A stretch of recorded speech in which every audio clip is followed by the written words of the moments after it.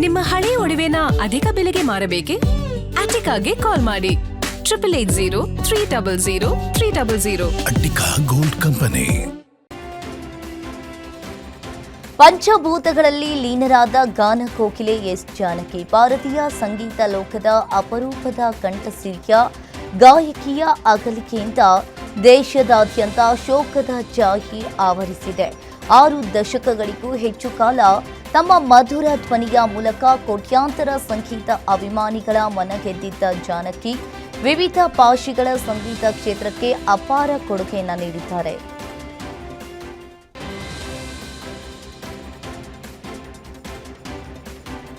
ಮೈಸೂರಿನ ಮಹಾರಾಜ್ ಕಾಲೇಜು ಮೈದಾನದಲ್ಲಿ ಬೆಳಗ್ಗೆಯಿಂದ ಸಂಜೆಯವರೆಗೆ ಗಾನಕೋಗಿಲೆ ಎಸ್ ಜಾನಕಿಯವರ ಪಾರ್ಥಿವ ಶರೀರದ ಸಾರ್ವಜನಿಕ ದರ್ಶನಕ್ಕೆ ವ್ಯವಸ್ಥೆಯನ್ನ ಮಾಡಲಾಗಿತ್ತು.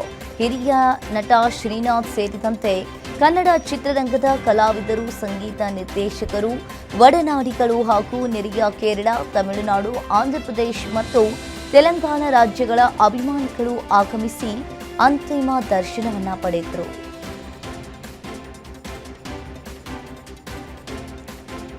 ಎಸ್ ಜಾನಕಿಯವರ ಇಚ್ಛೆಯಂತೆ ಮೈಸೂರಿನ ಎಚ್ಡಿ ಕೋಟೆ ತಾಲೂಕಿನ ಕಣಿಯನಹುಂಡಿ ನವೀನ್ ಫಾರ್ಮ್ ಹೌಸ್ನಲ್ಲಿ ಬ್ರಾಹ್ಮಣ ಸಂಪ್ರದಾಯದಂತೆ ಅಂತ್ಯ ಸಂಸ್ಕಾರ ನೆರವೇರಿತು.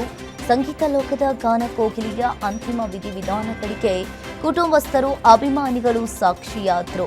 ಚಿತೆ ಮೇಲೆ ಪಾರ್ಥಿವ ಶರೀರವಿಟ್ಟು ಪೂಜೆ ಸಲ್ಲಿಸಿದ ಬಳಿಕ ಮೊಮ್ಮಗಳು ಅಪ್ಸರಾ ಅವರು ಅಂತಿಮ ವಿಧಿವಿಧಾನಗಳನ್ನು ನೆರವೇರಿಸಿ ಅಗ್ನಿ ಸ್ಪರ್ಶ ಮಾಡಿದ್ರು. ಸಕಲ ಸರ್ಕಾರಿ ಗೌರವಗಳೊಂದಿಗೆ ನಡೆದ ಅಂತ್ಯಕ್ರಿಯೆಯಲ್ಲಿ ಮೈಸೂರು ಪೊಲೀಸರು ಗೌರವವನ್ನ ಸಲ್ಲಿಸಿದರು.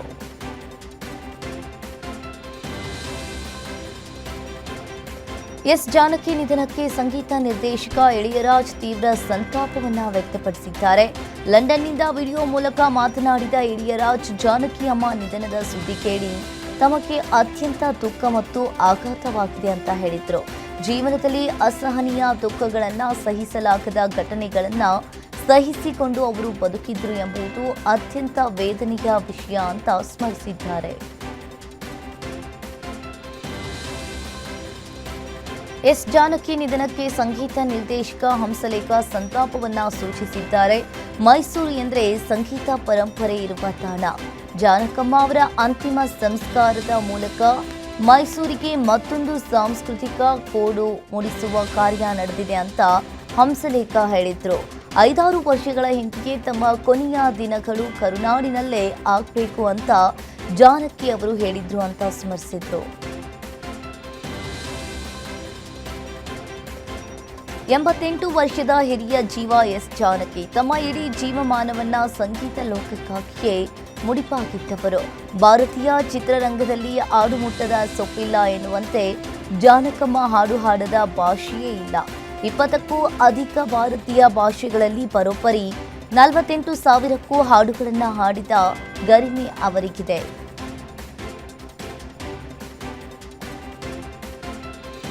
ಗಾನಕೋಗಿಲೆ ಎಸ್ ಜಾನಕಿ ಅವರ ಅಗಲಿಕೆಗೆ ಗಾಯಕ ರಾಜೇಶ್ ಕೃಷ್ಣನ್ ಕಂಬನಿ ಮಿಡಿದಿದ್ದಾರೆ.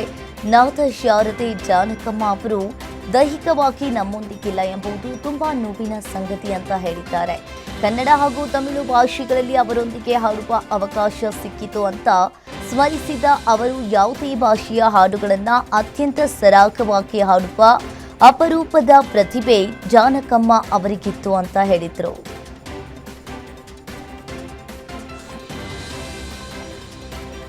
ನೆಲ ಒಂದೇ ಆದರೂ ಗಡಿಗಳನ್ನ ಮೀರಿ ನಿಂತ ಧ್ವನಿಯದು. ಇವತ್ತು ಮೈಸೂರಿನ ಮಹಾರಾಜ್ ಕಾಲೇಜು ಮೈದಾನ ಕಂಪನಿಯ ಕೆರೆಯಾಗಿತ್ತು. ವಿವಿಧ ರಾಜ್ಯಗಳಿಂದ ಧಾವಿಸಿ ಬಂದಿದ್ದ ಸಾವಿರಾರು ಅಭಿಮಾನಿಗಳು ಅಮ್ಮ ಎನ್ನುತ್ತಾ ಕಣ್ಣೀರಿಡ್ತಾ ಇದ್ರು. ನಾದಬ್ರಹ್ಮ, ಹಂಸಲೇಖ, ಹಿರಿಯ ನಟಿ ಜಯಮಾಲಾ ಸೇರಿದಂತೆ ಚಿತ್ರರಂಗದ ದಿಗ್ಗಜರು ಗಾನ ಸರಸ್ವತಿಯ ಪಾದಕ್ಕೆ ನಮಸ್ಕರಿಸಿ ಬಿಕ್ಕಿ ಬಿಕ್ಕಿಯಾದ್ರು.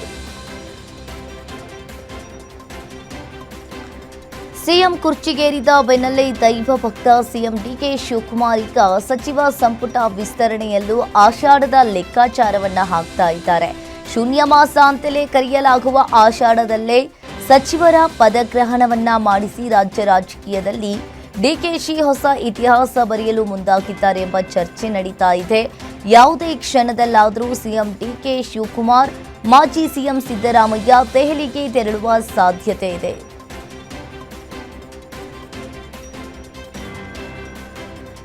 ಮಳೆಯಿಂದಾಗಿ ಬೆಳೆ ಹಾನಿಯಾಗಿರುವ ಪ್ರದೇಶಗಳಿಗೆ ಭೇಟಿ ನೀಡಿ ಪರಿಸ್ಥಿತಿಯನ್ನ ಪರಿಶೀಲಿಸಿದ ಸಚಿವ ಸತೀಶ್ ಜಾರಕಿಹೊಳಿ, ಬೆಳೆ ಹಾನಿಯ ಕುರಿತು ಸಮೀಕ್ಷೆ ನಡೆಸಲಾಗುವುದು. ಮಳೆ ನಿರೀಕ್ಷೆಗಿಂತ ಕಡಿಮೆಯಾಗಿದ್ದರೂ ಕುಡಿಯುವ ನೀರಿನ ಸಮಸ್ಯೆ ಪರಿಹಾರವಾಗಿದೆ ಹಾಗೂ ಬಹುತೇಕ ಡ್ಯಾಂಗಳು ತುಂಬಿವೆ. ಆದಾಗ್ಯೂ ಕೂಡ ಹಲವೆಡೆ ಬೆಳೆಗಳಿಗೆ ಹಾನಿಯಾಗಿದೆ. ಬೆಳೆ ಹಾನಿ ಪರಿಹಾರದ ಬಗ್ಗೆ ಸರ್ಕಾರ ನಿರ್ಧಾರವನ್ನ ಮಾಡುತ್ತದೆ. ಮುಖ್ಯಮಂತ್ರಿಗಳು ಈ ಕುರಿತು ಸಮೀಕ್ಷೆಯನ್ನ ನಡೆಸುವಂತೆ ಸೂಚಿಸಿದ್ದು, ಸರ್ಕಾರ ನಿರ್ಧಾರವನ್ನ ಕೈಗೊಳ್ಳಲಿದೆ ಅಂತ ಹೇಳಿದರು.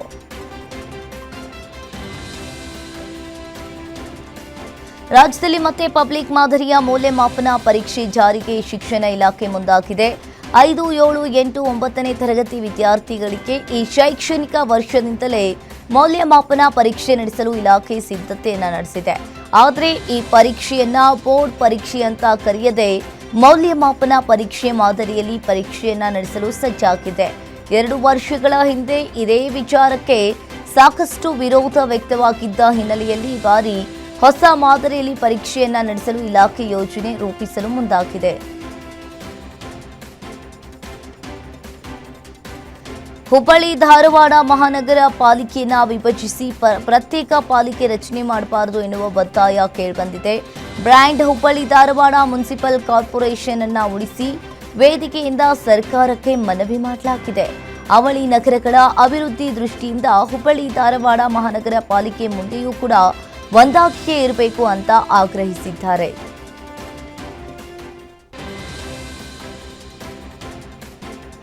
ಬೈಟ್ಖೋಲ್ ಬಂದರಿನಲ್ಲಿ ಅಲಿಗದ್ದಾದ ಕಂಪನಿಗೆ ಸೇರಿದ ಎಂಟಿ ಪದ್ಮನಾಭ ಹಡಗಿನಿಂದ ಡಾಂಬರ್ ಸೋರಿಕೆಯಾಗಿರುವ ಘಟನೆ ಸ್ಥಳೀಯರಲ್ಲಿ ತೀವ್ರ ಆತಂಕವನ್ನ ಮೂಡಿಸಿದೆ. ಬಂದರಿನೊಳಗೆ ಹಡಗಿನಿಂದ ಸಾಕಷ್ಟು ಪ್ರಮಾಣದಲ್ಲಿ ಡಾಂಬರ್ ಚೆಲ್ಲಿಕೊಂಡಿದ್ದು, ಅದರ ಒಂದು ಭಾಗ ಸಮುದ್ರಕ್ಕೂ ಸೇರಿರುವುದರಿಂದ ಸಮುದ್ರ ಮಾಲಿನ್ಯದ ಭೀತಿ ಎದುರಾಗಿದೆ.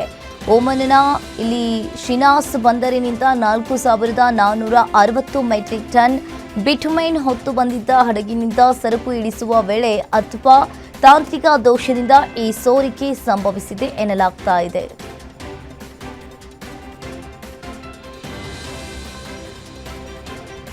ಕೆಮಿಕಲ್ ನೀರನ್ನ ತುಂಬಲು ತೋಡಿರುವ ಬೃಹತ್ ಗುಂಡಿ ಸ್ಥಳೀಯರ ಕೈಗೆ ಸಿಕ್ಕಿ ಪರಾರಿಯಾದ ಕಿಡಿಗೇಡಿಗಳು. ಮತ್ತೊಂದು ಕಡೆ 60ಕ್ಕೂ ಹೆಚ್ಚು ತ್ಯಾಜ್ಯ ತುಂಬಿದ ಬ್ಯಾರೆಲ್ಗಳು. ನೆಲಮಂಗಲ ನಗರಸಭೆ ವ್ಯಾಪ್ತಿಯ ಚಿಕ್ಕದೊಡ್ಡಯ್ಯ ಅವರಿಗೆ ಸೇರಿದ ಜಮೀನಿನಲ್ಲಿ ಈ ಕರಾಳ ದಂಧೆ ನಡೀತಾ ಇದೆ. ಮಲ್ಲೇಶ್ವರಂ, ಯಶವಂತಪುರ, ದಾಸರಹಳ್ಳಿ ಸೇರಿದಂತೆ ಇತರೆ ಕೈಗಾರಿಕಾ ಪ್ರದೇಶಗಳಿಂದ ಕೆಮಿಕಲ್ ತ್ಯಾಜ್ಯವನ್ನ ಬ್ಯಾರೆಲ್ಗಳಲ್ಲಿ ತಂದು ಗ್ರಾಮದ ಜಮೀನುಗಳಲ್ಲಿ ತೋಡಿದ ಹಳ್ಳಗಳಿಗೆ ಸುರಿಯಲಾಗ್ತಾ ಇದೆ ಎಂಬ ಆರೋಪ ಇಲ್ಲಿ ಕೇಳಿಬಂದಿರುವಂತದ್ದು.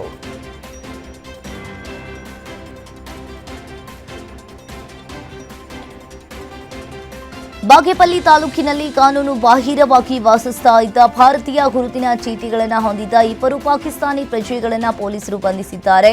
ಬಂಧಿತರನ್ನ ಪಾಕಿಸ್ತಾನ ಮೂಲದ ಮಹಿಳೆ ಫರ್ಹಾನಾಜ್, ಆಕೆಯ ಮಗ ಮೊಹಮ್ಮದ್ ಫರ್ದೀನ್ ಖಾನ್ ಅಂತ ಹೇಳಿ ಗುರುತಿಸಲಾಗಿದೆ.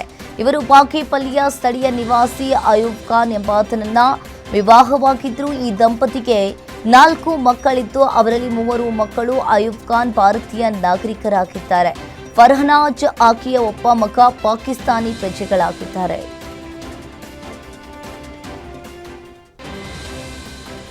ತಲೆ ಮೇಲೆ ಕಲ್ಲು ಎತ್ತಿ ಹಾಕಿ ವ್ಯಕ್ತಿಯೋರ್ವನನ್ನ ಇಲ್ಲಿ ಬರ್ಬರವಾಗಿ ಹತ್ಯೆ ಮಾಡಿರುವ ಘಟನೆ ಕಲಬುರಗಿ ಜಿಲ್ಲೆಯ ಅಫಜಲ್ಪುರ ತಾಲೂಕಿನ ಚೌಡಾಪುರ ಗ್ರಾಮದ ಬಳಿ ನಡೆದಿದೆ. ಬಳೆ ಸಾಬ್ ಕೊಲೆಯಾದ ವ್ಯಕ್ತಿಯಾಗಿದ್ದು, ದುಷ್ಕರ್ಮಿಗಳು ಕೊಲೆ ಮಾಡಿ ಪರಾರಿಯಾಗಿದ್ದಾರೆ. ಬಳೆ ಸಾಬ್ ಹತ್ಯೆಗೆ ನಿಖರ ಕಾರಣ ತಿಳಿದು ಬಂದಿಲ್ಲ. ಈ ಘಟನೆಗೆ ಸಂಬಂಧಪಟ್ಟಂತೆ ಗಾಣಗಾಪುರ ಠಾಣೆ ಪೊಲೀಸರು ಸ್ಥಳಕ್ಕೆ ಭೇಟಿ ನೀಡಿ ಪರಿಶೀಲನೆಯನ್ನ ನಡೆಸ್ತಾ ಇದ್ದು, ತನಿಖೆಯನ್ನ ಮುಂದುವರಿಸಿದ್ದಾರೆ.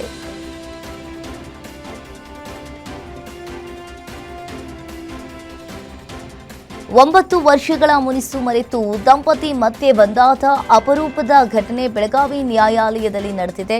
2017ರಿಂದ ಪ್ರತ್ಯೇಕವಾಗಿ ವಾಸಿಸ್ತಾ ಇದ್ದ ಚನ್ನಗೌಡ ಹೊಸಮನಿ, ಆರತಿ ಹೊಸಮನಿ ಮಕ್ಕಳ ಭವಿಷ್ಯದ ದೃಷ್ಟಿಯಿಂದ ರಾಜಿ ಸಂಧಾನದ ಮೂಲಕ ಮತ್ತೆ ಒಂದಾಗುವ ನಿರ್ಧಾರವನ್ನ ಕೈಗೊಂಡಿದ್ದಾರೆ.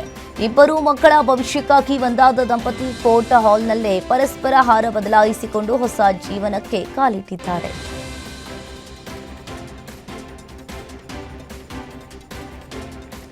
ರಾಯಚೂರು ನಗರದ ಮಾಜಿ ಶಾಸಕ ಸೈಯದ್ ಯಾಸೀನ್ ಅವರು ಅನಾರೋಗ್ಯದಿಂದ ನಿಧನರಾಗಿದ್ದಾರೆ.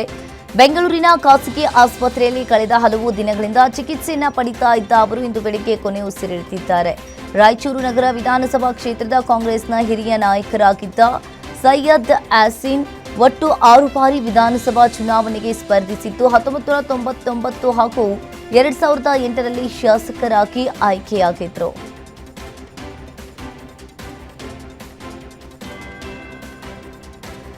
ಬೆಂಗಳೂರಿನ ಯಲಹಂಕ ನ್ಯೂ ಟೌನ್ ಠಾಣೆ ವ್ಯಾಪ್ತಿಯಲ್ಲಿ ಭೀಕರ ಘಟನೆ ನಡೆದಿದೆ. ಅಳಿಯ ಅಕ್ಬರ್ ಎಂಬಾತ ತನ್ನ ಅತ್ತೆ ರೋಷನ್ ಬೀರ್ ಅವರ ಮೇಲೆ ತೀವ್ರವಾಗಿ ಹಲ್ಲೆ ನಡೆಸಿದ್ದು ಚಿಕಿತ್ಸೆ ಫಲಕಾರಿಯಾಗದೆ ಅವರು ಮೃತಪಟ್ಟಿದ್ದಾರೆ. ಜುಲೈ 10ರಂದು ಈ ಘಟನೆ ಸಂಭವಿಸಿದ್ದು ಆಸ್ಪತ್ರೆಯಲ್ಲಿ ಚಿಕಿತ್ಸೆ ಪಡಿತಾ ಇದ್ದ ರೋಷನ್ ಬಿ ಅವರು ಕೊನೆಯುಸಿರೆಳೆದಿದ್ದಾರೆ. ಯಲಹಂಕ ನ್ಯೂ ಟೌನ್ ಠಾಣೆಯಲ್ಲಿ ಈ ಪ್ರಕರಣ ದಾಖಲಾಗಿದೆ.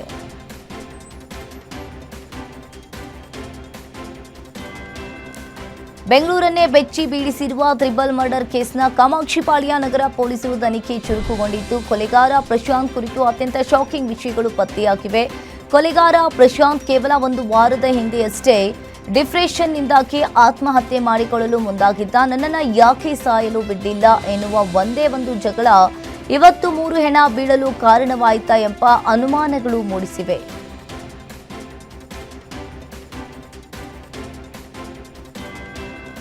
ಹಳೆ ಮನೆ ರಿಪೇರಿ ವೇಳೆ ಮನೆ ಕುಸಿದು 2 ಕಾರ್ಮಿಕರು ಮೃತಪಟ್ಟ ಹೃದಯ ವಿದ್ರಾವಕ ಘಟನೆ ಬೆಳಗಾವಿ ಜಿಲ್ಲೆಯ ಅಥಣಿ ತಾಲೂಕಿನ ಕೊಟ್ಟಲಗಿ ಗ್ರಾಮದಲ್ಲಿ ನಡೆದಿದೆ. ಮಾದೇವ್ ಕೃಷ್ಣಪ್ಪ ಬಡಿಕೇರ್ ಸೈಯದ್ ಕೆಂಪವಾಡಿ ಮೃತ ಕಾರ್ಮಿಕರು. ಲಕ್ಷ್ಮೀಬಾಯಿ ನಂದಗೌಡ ಎಂಬುವವರ ಮನೆಯನ್ನ ದುರಸ್ತಿ ಮಾಡ್ತಾ ಇದ್ದ ವೇಳೆ ಏಕಾಏಕಿ ಮನೆ ಕುಸಿದಿದ್ದು ಸ್ಥಳೀಯರು ರಕ್ಷಿಸಿ ತಕ್ಷಣವೇ ಆಸ್ಪತ್ರೆಗೆ ದಾಖಲಿಸಿದ್ದು ಚಿಕಿತ್ಸೆ ಫಲಕಾರಿಯಾಗದೆ ಮೃತಪಟ್ಟಿದ್ದಾರೆ.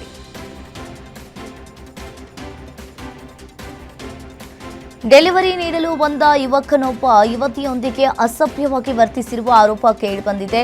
ಬೆಂಗಳೂರಿನ ಮಾರತಹಳ್ಳಿ ಮುನೇನ್ಕೊಪ್ಪಲು ಅಪಾರ್ಟ್ಮೆಂಟ್ನಲ್ಲಿ ಘಟನೆ ನಡೆದಿದೆ. ಪಾರ್ಸಲ್ ನೀಡಲು ಬಂದಿದ್ದ ಡೆಲಿವರಿ ಬಾಯ್ ಬಾತ್ರೂಮ್ ಅನ್ನ ಬಳಸಲು ಅನುಮತಿ ಕೇಳಿದ್ದು ಯುವತಿ ನಿರಾಕರಿಸಿದ್ರು. ಬಲವಂತವಾಗಿ ಬಳಸಿ ಅಸಭ್ಯ ವರ್ತನೆಯನ್ನ ತೋರಿದ್ದಾನೆ ಅಂತ ಆರೋಪಿಸಲಾಗಿದೆ.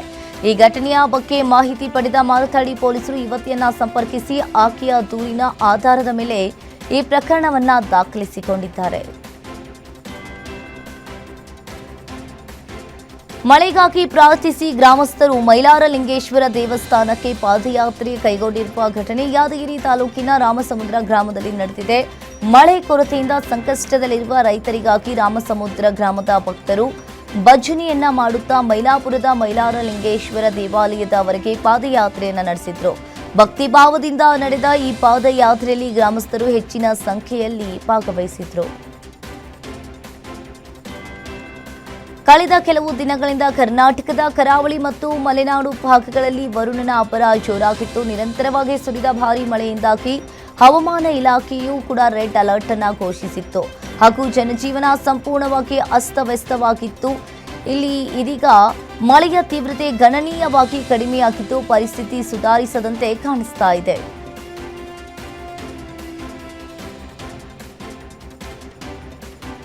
ಉತ್ತರ ಪ್ರದೇಶದ ಅಯೋಧ್ಯೆ ರಾಮ ಮಂದಿರದಲ್ಲಿ ನಡೆದ ದೇಣಿಗೆ ಕಳವು ತನಿಖೆಯಲ್ಲಿ ಮಹತ್ವದ ಬೆಳವಣಿಗೆಯನ್ನ ಕಂಡುಬಂದಿದೆ. ಈಗ 40 ದಿನಗಳ ಅವಧಿಯಲ್ಲಿ ಕನಿಷ್ಠ 70 ಬಾರಿ ಕಾಣಿಕೆಗಳನ್ನ ಕಳವು ಮಾಡಲಾಗಿದೆ ಅಂತ ಆರೋಪಿಗಳ ವಿಚಾರಣೆ ವೇಳೆ ತಿಳಿದು ಬಂದಿದೆ. ಎಲ್ಲಾ ಘಟನೆಗಳು ಸಂಚೆ ಎಣಿಕೆಯ ಪಾಳಿಯಲ್ಲಿ ಸಂಭವಿಸಿವೆ ಅಂತ ಹೇಳಿ ಆರೋಪಿಗಳು ಪೊಲೀಸ್ ವಿಚಾರಣೆ ವೇಳೆ ಬಾಯ್ಬಿಟ್ಟಿದ್ದಾರೆ ಅಂತ ಹೇಳಲಾಗಿದೆ. ಈ ಮಾಹಿತಿಯಿಂದ ಅಧಿಕಾರಿಗಳು ದೇಣಿಗೆ ಎಣಿಕೆ ಪ್ರಕ್ರಿಯೆಯನ್ನ ಕೂಲಂಕುಷವಾಗಿ ಪರಿಶೀಲಿಸಲು ಮುಂದಾಗಿದ್ದಾರೆ. ತಮ್ಮ ಹೊಸ ಜನಾಂದೋಲನವು ಮುಂದಿನ ದಿನಗಳಲ್ಲಿ ರಾಜಕೀಯ ಪಕ್ಷವಾಗಿ ರೂಪುಗೊಳ್ಳಲಿದೆ ಅಂತ ಮಾಜಿ ಬಿಜೆಪಿ ನಾಯಕ ಕೆ ಅಣ್ಣಾಮಲೈ ಹೇಳಿದ್ದಾರೆ. ತಮಿಳುನಾಡಿನ ಪೊಲಾಚಿಯಲ್ಲಿ ಡ್ರಗ್ ಮುಕ್ತ ಜಾಗೃತಿ ಕಾರ್ಯಕ್ರಮದಲ್ಲಿ ಮಾತನಾಡ್ತಾ ಇದ್ದ ಅವರು ವಿಧಿ ಲೀಡರ್ಸ್ ಸಂಘಟನೆಯ ತತ್ವದ ಬಗ್ಗೆಯೂ ಕೂಡ ಬೆಳಕನ್ನ ಚೆಲ್ಲಿದ್ದಾರೆ. ಧರ್ಮ ನಮ್ಮ ವ್ಯಾಪ್ತಿಯಿಂದ ಹೊರಗಿದೆ. ವಿಧಿ ಲೀಡರ್ಸ್ ರಾಜಕೀಯ ಪಕ್ಷವಾಗಲಿದೆ ಅಂತ ಹೇಳಿದ್ದಾರೆ.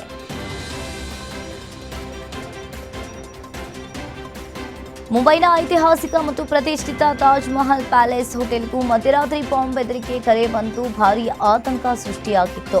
ಆದರೆ ಪೊಲೀಸರು ನಡೆಸಿದ ತೀವ್ರ ತಪಾಸಣೆಯ ನಂತರ ಇದು ಹುಸಿ ಬೆದರಿಕೆ ಕರೆ ಅಂತ ತಿಳಿದು ಬಂದಿದೆ. ಮಧ್ಯರಾತ್ರಿ ಸುಮಾರು 12:13ರ ಸುಮಾರಿಗೆ ನವಿ ಮುಂಬೈ ಪೊಲೀಸ್ ನಿಯಂತ್ರಣ ಕೊಠಡಿಗೆ ಅಪರಿಚಿತ ವ್ಯಕ್ತಿಯೊಬ್ಬ ಕರೆ ಮಾಡಿದ್ದಾನೆ. ಆತ ದಾವೂದ್ ಇಬ್ರಾಹಿಂ ತಾಜ್ ಹೋಟೆಲ್ನಲ್ಲಿ ಬಾಂಬ್ ಇಟ್ಟಿದ್ದಾನೆ. ಹೋಟೆಲ್ ಅನ್ನ ಸ್ಫೋಟಿಸಲಾಗುವುದು ಅಂತ ಬೆದರಿಕೆ ಹಾಕಿದ್ದಾನೆ.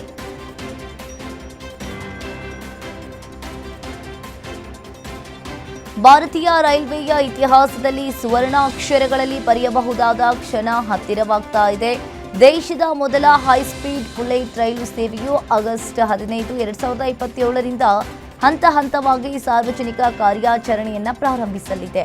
ಕೇಂದ್ರ ರೈಲ್ವೆ ಸಚಿವ ಅಶ್ವಿನ್ ವೈಷ್ಣವ್ ಈ ಮಹತ್ವದ ಯೋಜನೆಯ ಅಧಿಕೃತ ವೇಳಾಪಟ್ಟಿಯನ್ನ ಹಂಚಿಕೊಂಡಿದ್ದು, ಭಾರತವು ಅಧಿಕೃತವಾಗಿ ಜಾಗತಿಕ ಹೈಸ್ಪೀಡ್ ರೈಲು ಕ್ಲಬ್ಗೆ ಸೇರ್ಪಡೆಯಾಗಲಿದೆ ಅಂತ ಪ್ರಕಟಿಸಿದ್ದಾರೆ.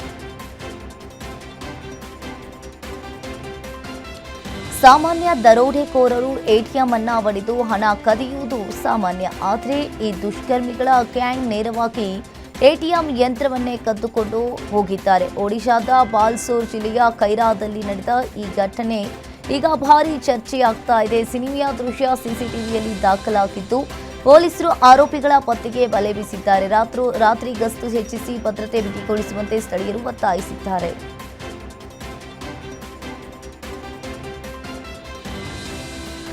ಕಳೆದ ಹಲವು ವರ್ಷಗಳಿಂದ ಸಂಪೂರ್ಣವಾಗಿ ಶಾಂತವಾಗಿದ್ದ ಮಹಾಮಾರಿ ಕೋವಿಡ್-19 ವೈರಸ್ ಆಂಧ್ರಪ್ರದೇಶದಲ್ಲಿ ಮತ್ತೊಮ್ಮೆ ಆತಂಕ ಮೂಡಿಸಿದೆ.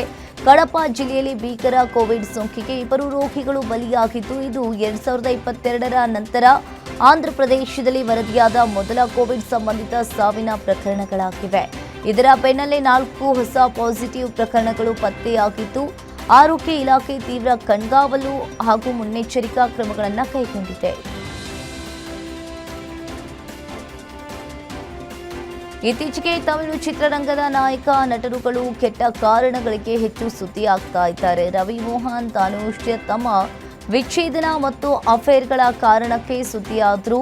ನಟ ವಿಶಾಲ್ ಹಣಕಾಸು ವಂಚನೆ ಕಾರಣಕ್ಕೆ ಸುದ್ದಿಯಾದ್ರು. ಇದೆಲ್ಲದರ ನಡುವೆ ಇದೀಗ ತಮಿಳಿನ ಜನಪ್ರಿಯ ನಾಯಕ ನಟನೊಬ್ಬನ ವಿರುದ್ಧ ಹೈದರಾಬಾದ್ನಲ್ಲಿ ವಂಚನೆ ಪ್ರಕರಣ ದಾಖಲಾಗಿದೆ. ನಟ ಆರ್ಯ ವಿರುದ್ಧ ಈಗ ಹೈದರಾಬಾದ್ನ ಜುಬ್ಲಿ ಹಿಲ್ಸ್ ಪೊಲೀಸ್ ಠಾಣೆಯಲ್ಲಿ ದೂರು ದಾಖಲಾಗಿದ್ದು, ಅವರು ಕಾನೂನು ಸಂಕಷ್ಟಕ್ಕೆ ಸಿಲುಕಿದ್ದಾರೆ. ದೇಶದ ವಿವಿಧ ರಾಜ್ಯಗಳಲ್ಲಿ ಚುನಾವಣಾ ಆಯೋಗ ಆರಂಭಿಸಿರುವ ವಿಶೇಷ ತೀವ್ರ ಮತದಾರರ ಪಟ್ಟಿ ಪರಿಷ್ಕರಣೆ ಕಾರ್ಯಾಚರಣೆಯಲ್ಲಿ ಈವರೆಗೂ ಕೂಡ ಬರೋಬ್ಬರಿ 22 ಲಕ್ಷ ಮತದಾರರ ಹೆಸರುಗಳನ್ನು ಮತದಾರರ ಪಟ್ಟಿಯಿಂದ ಕೈಬಿಡಲಾಗಿದೆ ಅಂತ ತಿಳಿದು ಬಂದಿದೆ. ವಿಶೇಷ ತೀವ್ರ ಮತದಾರರ ಪಟ್ಟಿ ಪರಿಷ್ಕರಣೆ 3ನೇ ಹಂತದ ಪ್ರಕ್ರಿಯೆ ನಡೀತಾ ಇರುವ 4 ರಾಜ್ಯಗಳಲ್ಲಿ ಸುಮಾರು 22 ಲಕ್ಷ ಮತದಾರರ ಹೆಸರುಗಳು ಕರಡು ಮತದಾರರ ಪಟ್ಟಿಯಿಂದ ಕೈಬಿಡಲಾಗಿದೆ.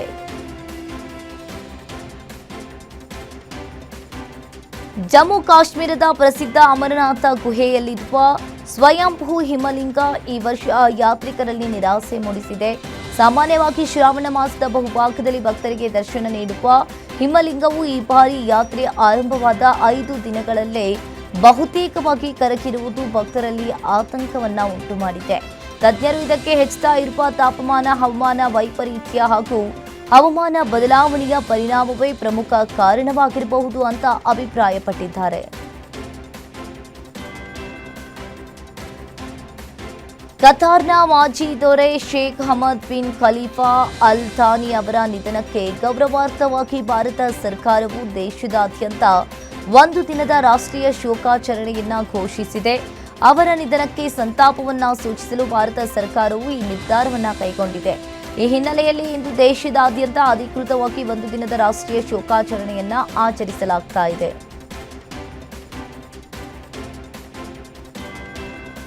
ಇರಾನ್ ಮತ್ತು ಅಮೆರಿಕ ನಡುವಿನ ಮಿಲಿಟರಿ ಸಂಘರ್ಷ ಈಗ ಜಾಗತಿಕ ಮಟ್ಟದಲ್ಲಿ ತೀವ್ರ ಆತಂಕವನ್ನ ಸೃಷ್ಟಿ ಮಾಡಿದೆ. ಹಾರ್ಮುಜ್ ಜಲಸಂಧಿಯಲ್ಲಿ ಇರಾನ್ ಪಡೆಗಳಿಂದ ಭೀಕರ ದಾಳಿಗೊಳಗಾದ ಎಂಬಾರ್ವಿ ಜಿಎಫ್ಎಸ್ ಗ್ಯಾಲಕ್ಸಿ ವಾಣಿಜ್ಯ ಹಡಗಿನಲ್ಲಿದ್ದ 11 ಭಾರತೀಯ ನಾವಿಕರ ಪೈಕಿ 10 ಜನರನ್ನ ಸುರಕ್ಷಿತವಾಗಿ ರಕ್ಷಿಸಲಾಗಿದೆ ಅಂತ ಭಾರತದ ವಿದೇಶಾಂಗ ಸಚಿವಾಲಯ ಪ್ರಕಟಿಸಿದೆ. ಆದರೆ ದುರಾದೃಷ್ಟವಶಾತ್ ಒಬ್ಬ ಭಾರತೀಯ ನಾವಿಕ ನಾಪತ್ತೆಯಾಗಿದ್ದು, ಅವರಿಗಾಗಿ ತೀವ್ರ ಶೋಧ ಕಾರ್ಯಾಚರಣೆ ನಡೀತಾ ಇದೆ.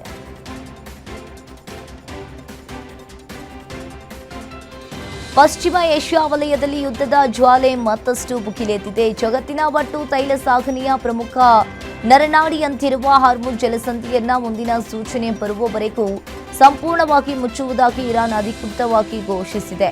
ಇರಾನ್ನ ಇಸ್ಲಾಮಿಕ್ ರೆವಲ್ಯೂಷನರಿ ಗಾರ್ಡ್ ಕಾರ್ಪ್ಸ್ ಪಡೆಗಳು ಇದೇ ಜಲಮಾರ್ಗದಲ್ಲಿ ಸಾಗ್ತಾ ಇದ್ದ ಸೈಪ್ರಸ್ ಧ್ವಜ ಹೊತ್ತ ಎಂಆರ್ವಿ ಜಿಎಫ್ಎಸ್ ಗ್ಯಾಲಕ್ಸಿ ಎಂಬ ವಾಣಿಜ್ಯ ಹಡಗಿನ ಮೇಲೆ ಭೀಕರ ದಾಳಿಯನ್ನ ನಡೆಸಿವೆ. ಈ ಉದ್ದಟತನಕ್ಕೆ ಅಮೆರಿಕ ಸೇನೆ ತಕ್ಕ ಪ್ರತ್ಯುತ್ತರವನ್ನ ನೀಡಿದೆ.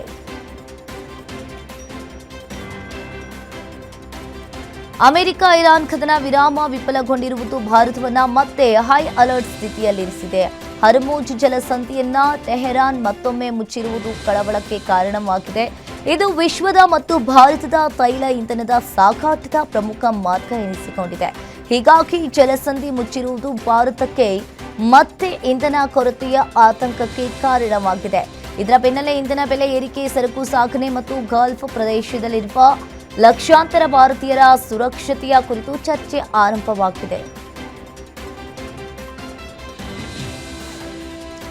ಜಾಗತಿಕ ಇಂಧನ ಮಾರುಕಟ್ಟೆಯ ಜೀವನಾಡಿಯಾಗಿರುವ ಹರ್ಮುಜ್ ಜಲಸಂಧಿಯಲ್ಲಿ ವಾಣಿಜ್ಯ ಹಡಗುಗಳ ಮೇಲೆ ದಾಳಿ ನಡೆದ ಬೆನ್ನಲ್ಲೇ ಅಮೆರಿಕ ಮತ್ತು ಇರಾನ್ ನಡುವಿನ ಸಂಘರ್ಷ ತಾರಕಕ್ಕೇರಿದೆ. ಇರಾನ್ ಮೇಲೆ ಪ್ರಬಲ ದಾಳಿ ನಡೆಸಿದ್ದ ಅಮೆರಿಕ ರಾತ್ರಿಯೂ ಇರಾನ್ ಮೇಲೆ ಮತ್ತೊಂದು ಸುತ್ತಿನ ಭೀಕರ ದಾಳಿ ನಡೆಸಲಿದ್ದೇವೆ ಅಂತ ಎಚ್ಚರಿಕೆಯನ್ನ ನೀಡಿದೆ.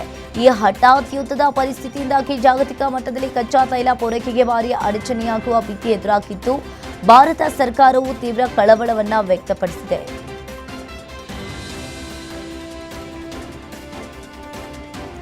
ಇರಾನ್ ಸುಪ್ರೀಂ ನಾಯಕ ಆಯತುಲ್ಲಾ ಖಮೇನಿ ಅವರನ್ನ ಇಸ್ರೇಲ್ ಮತ್ತು ಅಮೆರಿಕ ಜಂಟಿಯಾಗಿ ದಾಳಿ ನಡೆಸಿ ಹತ್ಯೆ ಮಾಡಿದ್ವು.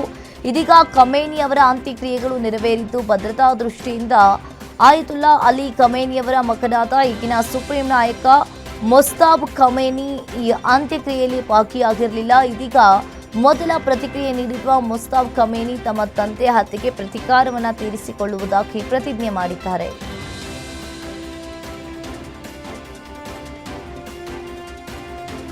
ಅಮೆರಿಕ ಮತ್ತು ಇರಾನ್ ನಡುವಿನ ಯುದ್ಧವು ಮತ್ತೊಮ್ಮೆ ಆರಂಭವಾಗಿದೆ. ಇರಾನ್ನ ಬುಶೇಹರ್ ಪರಮಾಣು ವಿದ್ಯುತ್ ಸ್ಥಾವರವನ್ನು ಟಾರ್ಗೆಟ್ ಮಾಡಿಕೊಂಡು ಅಮೆರಿಕ ಭೀಕರ ವೈಮಾನಿಕ ದಾಳಿ ನಡೆಸಿದೆ. ಬುಶೇಹರ್ ನಗರದಲ್ಲಿರುವ ಇರಾನ್ನ ಏಕೈಕ ಸಕ್ರಿಯ ಪರಮಾಣು ವಿದ್ಯುತ್ ಸ್ಥಾವರದ ಬಳಿ ಅಮೆರಿಕದ ಪಡೆಗಳು ವೈಮಾನಿಕ ದಾಳಿಯನ್ನು ನಡೆಸಿವೆ. ಜಾಗತಿಕವಾಗಿ ಅತ್ಯಂತ ಸೂಕ್ಷ್ಮ ಅಂತ ಪರಿಗಣಿಸಲಾಗಿರುವ ಈ ಪರಮಾಣು ನೆಲೆಯನ್ನೇ ಅಮೆರಿಕ ಗುರಿಯಾಗಿಸಿಕೊಂಡಿರುವುದು ಮತ್ತಷ್ಟು ಆತಂಕಕ್ಕೆ ಕಾರಣವಾಗಿದೆ.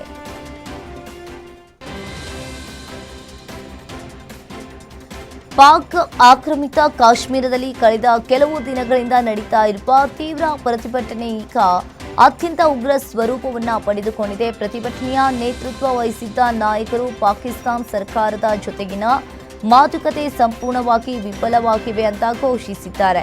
ಸರ್ಕಾರಕ್ಕೆ ಶಾಂತಿ ಬೇಡ, ಪಾಕಿಸ್ತಾನಕ್ಕೆ ರಕ್ತಪಾತವೇ ಬೇಕಾಗಿದೆ ಅಂತ ಗಂಭೀರವಾಗಿ ಆರೋಪ ಮಾಡಿದ್ದಾರೆ. ಅಲ್ಲದೆ ಮುಂಬರುವ ದಿನಗಳಲ್ಲಿ ಇಡೀ ಪ್ರದೇಶದಾದ್ಯಂತ ಬೃಹತ್ ಪ್ರತಿಭಟನೆಗಳನ್ನು ನಡೆಸುವುದಾಗಿ ಎಚ್ಚರಿಕೆಯನ್ನ ನೀಡಿದ್ದಾರೆ.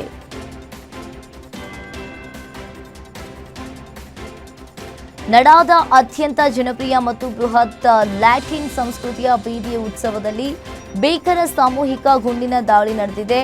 ಟೊರೊಂಟೊ ನಗರದ ಮಿಡ್ ಟೌನ್ನಲ್ಲಿ ನಡೀತಾ ಇದ್ದ ವಾರ್ಷಿಕ ಸಾಲ್ಸಾ ಆ್ಯಂಡ್ ಸೈಂಟ್ ಕೇತ್ ಉತ್ಸವದ ವೇಳೆ ದುಷ್ಕರ್ಮಿಯೊಬ್ಬ ಮನಬಂದಂತೆ ಗುಂಡಿನ ಮಳೆಗೆತ್ತಿದ್ದಾನೆ. ಇಬ್ಬರು ಸ್ಥಳದಲ್ಲಿ ಬಲಿಯಾಗಿದ್ದು ಕನಿಷ್ಠ 4 ತೀವ್ರವಾಗಿ ಗಾಯಗೊಂಡಿದ್ದಾರೆ. ಇಡೀ ಉತ್ಸವ ಜನದಟ್ಟಣೆಯಿಂದ ಕೂಡಿದಾಗ ಈ ಕ್ರೂರ ಘಟನೆ ನಡೆದಿದೆ.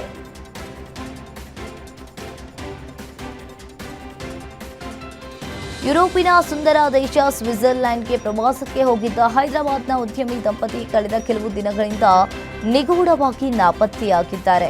ಮೇಲ್ನೋಟಕ್ಕೆ ಇದೊಂದು ಸಾಧಾರಣ ನಾಪತ್ತೆ ಪ್ರಕರಣದಂತೆ ಕಂಡರೂ ಇದರ ಹಿಂದೆ ಬರೋಬ್ಬರಿ 50 ಕೋಟಿ ರೂಪಾಯಿಗಳ ಭಾರೀ ಆರ್ಥಿಕ ವಂಚನೆಯ ಕರಾಳ ಹಗರಣ ಅಡಗಿರುವ ಶಂಕೆ ವ್ಯಕ್ತವಾಗಿದೆ. ವಿಯೆಟ್ನಾಂನಲ್ಲಿ ಭೀಕರ ದೋಣಿ ದುರಂತ ನಡೆದಿದ್ದು ಘಟನೆಯಲ್ಲಿ ಭಾರತೀಯ ಮೂಲದ 15 ಮಂದಿ ಮೃತಪಟ್ಟಿದ್ದಾರೆ. Mobile phone company lava mobiles ತನ್ನ ಉದ್ಯೋಗಿಗಳಿಗಾಗಿ ವಿಯೆಟ್ನಾಂಗೆ ಪ್ರವಾಸವನ್ನ ಆಯೋಜಿಸಿತು. ವಿಯೆಟ್ನಾಂನ ಬುಕ್ವಾಕ್ ದ್ವೀಪದ ಬಳಿ ದೋಣಿ ಮುಳುಗಿ ಈ ದುರ್ಘಟನೆ ಸಂಭವಿಸಿದೆ. ಮೃತರಲ್ಲಿ ತಮಿಳುನಾಡಿನ 10 ಜನರು, ಆಂಧ್ರಪ್ರದೇಶದ 3 ಮತ್ತು ಕೇರಳದ 2 ಸೇರಿದ್ದಾರೆ ಅಂತ ಭಾರತೀಯ ರಾಯಭಾರ ಕಚೇರಿ ತಿಳಿಸಿದೆ. ಶಿವರಾಜ್ ಕುಮಾರ್ ಅಭಿಮಾನಿಗಳ ಪಾಲಿಗೆ ಪ್ರತಿ ವರ್ಷದಂತೆ ಈ ಬಾರಿಯೂ ಕೂಡ ಶಿವಣ್ಣನ ಬರ್ತ್ಡೇ ಅಂದ್ರೆ ಅದು ಕೇವಲ ಒಂದು ಸಂಭ್ರಮವಲ್ಲ, ಅದೊಂದು ಭಾವನಾತ್ಮಕ ಹಬ್ಬ. ಅದರಂತೆ ಅಭಿಮಾನಿಗಳು ಶಿವಣ್ಣನ ಹಬ್ಬ ಮಾಡಿದ್ದಾರೆ. ಕಳೆದ 3 ವರ್ಷಗಳು ಅನಾರೋಗ್ಯದ ಕಾರಣಕ್ಕೆ ಶಿವರಾಜ್ ಕುಮಾರ್ ಅವರು ತಮ್ಮ ಅಭಿಮಾನಿಗಳಿಗೆ ಲಭ್ಯವಿರಲಿಲ್ಲ. ಆದರೆ ಈ ಬಾರಿ ಸ್ವತಃ ಶಿವಣ್ಣ ಅವರೇ ಅಭಿಮಾನಿಗಳ ಜೊತೆ ತಮ್ಮ 64ನೇ ಹುಟ್ಟುಹಬ್ಬವನ್ನ ಆಚರಿಸಿಕೊಂಡಿದ್ದಾರೆ.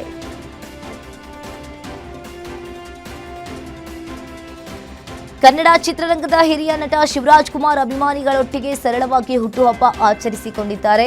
ಈ ಹುಟ್ಟುಹಬ್ಬಕ್ಕೆ ಅಭಿಮಾನಿಗಳಿಗೆ ಉಡುಗೊರೆ ನೀಡಿದ್ದಾರೆ. ಶಿವರಾಜ್ ಕುಮಾರ್ ಅವರು ತಮ್ಮ ಹುಟ್ಟುಹಬ್ಬದಂದು ತಮ್ಮ ಅಭಿಮಾನಿಗಳಿಗೆ ಉಚಿತವಾಗಿ ಹೆಲ್ತ್ ಕಾರ್ಡ್ಗಳನ್ನು ವಿತರಣೆ ಮಾಡಿದ್ದಾರೆ. Hattrick hero family health card ಹೆಸರಿನ ಹೆಲ್ತ್ ಕಾರ್ಡ್ಗಳನ್ನು ನಟ ಶಿವರಾಜ್ ಕುಮಾರ್ ಬಿಡುಗಡೆ ಮಾಡಿದ್ರು. ಸಮಂತಾ ನಟನೆಯ ಮಾ ಇಂಟಿ ಬಂಗಾರಂ ಸಿನಿಮಾವು ವಿಶ್ವದಾದ್ಯಂತ 100 ಕೋಟಿ ರೂಪಾಯಿ ಗಳಿಕೆ ಮಾಡಿ ದಾಖಲೆ ಬರೆದಿದೆ. ಈ ಕುರಿತಂತೆ ಸಮಂತಾ ಸಾಮಾಜಿಕ ಜಾಲತಾಣದಲ್ಲಿ ಖುಷಿಯನ್ನ ಹಂಚಿಕೊಂಡಿದ್ದಾರೆ. ಸದ್ಯ ತುಂಬು ಗರ್ಭಿಣಿಯಾಗಿರುವ ಸಮಂತಾ ಅವರು ತಮ್ಮ ಸಿನಿಮಾಗೆ ಸಿಕ್ಕಿರುವ ಅಭೂತಪೂರ್ವ ಗೆಲುವನ್ನ ಕಂಡು ಭಾವುಕರಾಗಿದ್ದಾರೆ. ಒಂದು ವಿಡಿಯೋವನ್ನ ಹಂಚಿಕೊಂಡಿರುವ ಅವರು ದೀರ್ಘವಾಗಿ ಕ್ಯಾಪ್ಷನ್ ನೀಡಿದ್ದಾರೆ. 2005ರಲ್ಲಿ ಬಂದಿದ್ದ ಡೇಂಜರ್ ಸಿನಿಮಾ ಮೂಲಕ ಚಿತ್ರರಂಗ ಪ್ರವೇಶಿಸಿದ ನಟಿ ಸ್ವಾತಿ ಇದೀಗ ತೆಲುಗು ನಟಿ ಕಲರ್ಸ್ ಸ್ವಾತಿ ಎರಡನೇ ಮದುವೆಯಾಗಿ ಅಚ್ಚರಿಯನ್ನ ಮೂಡಿಸಿದ್ದಾರೆ. ನಿರ್ದೇಶಕ ಶ್ರೀಕಾಂತ್ ನಾಗೋತಿ ಜೊತೆ ಸರಳವಾಗಿ ಮದುವೆ ನಡೆದಿದೆ. ಪ್ರಸ್ತುತ ಈ ಹೊಸ ಜೋಡಿ ಸಾಮಾಜಿಕ ಮಾಧ್ಯಮದಲ್ಲಿ ಟ್ರೆಂಡಿಂಗ್ ಆಗಿದ್ದು ಅಭಿಮಾನಿಗಳು ದಂಪತಿಗೆ ತಮ್ಮ ಶುಭಾಶಯಗಳನ್ನು ಕೋರಿದ್ದಾರೆ. ದಳಪತಿ ವಿಜಯ್ ಅವರ ಕೊನೆಯ ಸಿನಿಮಾ ಎಂದೇ ಬಿಂಬಿತವಾಗಿರುವ ಜನನಾಯಕನ್ ಚಿತ್ರದ ಬಿಡುಗಡೆ ದಿನಾಂಕ ಕೊನೆಗೂ ಅಧಿಕೃತವಾಗಿದೆ. 16 ಅಡೆತಡೆಗಳ ನಂತರವೂ ಕೂಡ ಈ ರಾಜಕೀಯ ಆಕ್ಷನ್ ಡ್ರಾಮಾ ಚಿತ್ರವು ಜುಲೈ 24ರಂದು ಜಾಗತಿಕವಾಗಿ ತೆರೆಗೆ ಬರಲು ಸಜ್ಜಾಗಿದೆ. ವಿನೋದ್ ನಿರ್ದೇಶನದ ಮತ್ತು KVN ಪ್ರೊಡಕ್ಷನ್ಸ್ ನಿರ್ಮಾಣದ ಈ ಬಿಗ್ ಬಜೆಟ್ ಸಿನಿಮಾ ಅಭಿಮಾನಿಗಳಲ್ಲಿ ಭಾರೀ ಕುತೂಹಲವನ್ನ ಮೂಡಿಸಿದೆ. ಬಾಲಿವುಡ್ನ ಬಹು ನಿರೀಕ್ಷಿತ ಹಾಗೂ ಬಿಗ್ ಬಜೆಟ್ ಸಿನಿಮಾ ಎಂದೇ ಗುರುತಿಸಿಕೊಂಡಿರುವ ನಮಿತ್ ಮಲ್ಹೋತ್ರಾ ನಿರ್ಮಾಣದ ರಾಮಾಯಣ ಚಿತ್ರದ ಬಿಡುಗಡೆಗೆ ಇನ್ನು 4 ತಿಂಗಳಿಗಿಂತ ಕಡಿಮೆ ಸಮಯ ಬಾಕಿ ಇದೆ. ಈಗ ಸಿನಿಮಾ ತಂಡದಿಂದ ಒಂದು ಎಕ್ಸ್ಕ್ಲೂಸಿವ್ ಅಪ್ಡೇಟ್ ಸಿಕ್ಕಿದ್ದು ಚಿತ್ರದ ಬಹು ನಿರೀಕ್ಷಿತ ಟ್ರೇಲರ್ ಜುಲೈ 18ರಂದು ಬಿಡುಗಡೆಯಾಗಲಿದೆ ಅಂತ ತಿಳಿದು ಬಂದಿದೆ.